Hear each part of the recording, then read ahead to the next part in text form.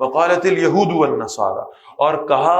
یہودیوں اور عیسائیوں نے، نحن ابناء اللہ واحباؤہ، ہم اللہ کے بیٹے ہیں اور اس کے بڑے محبوب ہیں، اللہ ہم سے بڑی محبت کرتا ہے۔ عیسائیوں کا تو آج تک یہ عقیدہ ہے کہ عیسیٰ علیہ الصلوۃ والسلام جو ہیں وہ سولی پہ چڑھ کے ان کے گناہوں کا کفارہ دے چکے ہیں، لہذا وہ جو مرضی گناہ کرتے رہیں، قیامت کے دن جب اللہ تعالیٰ ہم سے سوال کریں گے تو عیسیٰ علیہ السلام آگے آئیں گے اور ان سے کہیں گے نہیں یہ میرے امت نہیں ہے، میں نے ان کے گناہوں کا کفارہ صلیب پہ چڑھ کے سولی چڑھ کے ادا کر دیا تھا، لہذا اب ان سے سوال نہ کریں۔ ہم اللہ کے بڑے چہیتے ہیں، ہم اللہ کے بڑے پسندیدہ ہیں، اللہ ہم سے ایسے محبت کرتے ہیں جیسے کوئی اپنے بیٹے سے محبت کرتا ہے۔ اور بہرحال یہ عقیدہ کسی نہ کسی اعتبار سے مسلمانوں میں بھی آیا۔ بھئی ہم امت مسلمہ سے ہیں، بڑے دھڑلے سے اللہ سے یہ دعائیں مانگتے ہیں، خار ہیں، بدکار ہیں، ڈوبے ہوئے ذلت میں ہیں، کچھ بھی ہیں تیرے محبوب کی امت میں ہیں، اپنی خاری سے باہر آنے کی کوشش نہیں کریں گے، اپنی بدکاریاں نہیں چھوڑیں گے،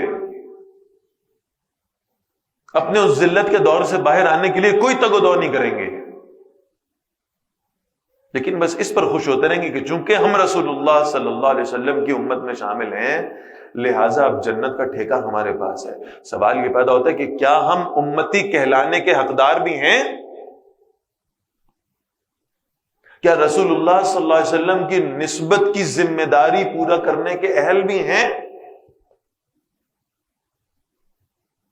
کہیں خدا نہ خواستہ ہمارا شمار ان لوگوں میں تو نہیں ہے جن کے بارے میں اللہ کے رسول فرماتے ہیں صلی اللہ علیہ وسلم، کچھ لوگوں کو میں قیامت کے دن دیکھوں گا، میں انہیں پہچان لوں گا، میں ان کے لیے اپنے بازو کھول دوں گا، وہ میری طرف لپکیں گے کہ میرے سینے سے لگ جائیں، فرشتے آ کر ان کے اور میرے درمیان میں رکاوٹ بن جائیں گے، میں فرشتوں سے کہوں گا آنے دو، یہ میرے امتی ہیں، یہ میرے اپنے ہیں، اور فرشتے عرض کریں گے یا رسول اللہ صلی اللہ علیہ وسلم یہ ہیں تو آپ کی امتی لیکن انہوں نے آپ کے بعد آپ کے دین میں تبدیلیاں پیدا کر لی تھی، انہوں نے آپ کا دین چھوڑ دیا تھا، یہ آپ کا قرآن چھوڑ بیٹھے تھے۔ رسول اللہ صلی اللہ علیہ وسلم فرمائیں گے انہیں میری نگاہوں سے دور لے جاؤ، میں ان کے چہرے بھی دیکھنا نہیں چاہتا۔ آج ہم امتی ہونے پر جو فخر کرتے ہیں بلا شبہ اس پر اللہ کا شکر واجب ہے، لیکن جتنا شکر ہے اتنی ذمہ داری بھی تو ہے کہ اللہ نے ہمیں رسول اللہ صلی اللہ علیہ وسلم کو امتی بنائے، لہٰذا اپنے اندر ہمیشہ اصلاح کی کوشش کرتے رہنا، صرف امتی کا ٹائٹل مل جانے پر مطمئن نہیں ہونا،